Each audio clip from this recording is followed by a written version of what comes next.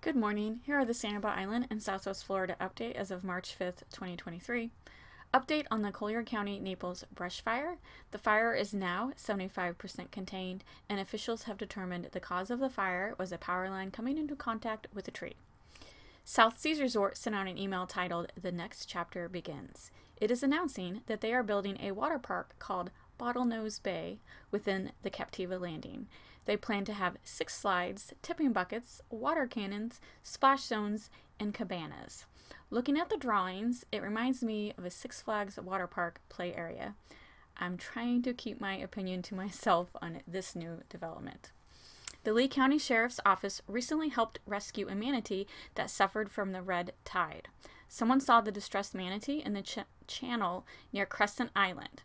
The person called Lee County Sheriff's Office, and boats arrived to transport the manatee, which weighed 8,650 pounds. The manatee, around 18 years old, is on its way to SeaWorld for observation and treatment. The Sanibel Captiva Conservation Foundation is asking island residents and businesses to report any debris on SCCF preserved land that is adjacent to their property. Many areas with debris are not visible from the street or from the interior and can only be seen from residential, privately owned lots.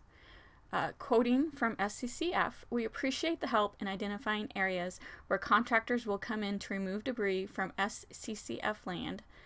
The director, Chris Lakachovax, said, "Debris on private property is the responsibility of the property owner. We are only seeking sightings of debris on SCCF land," end quote.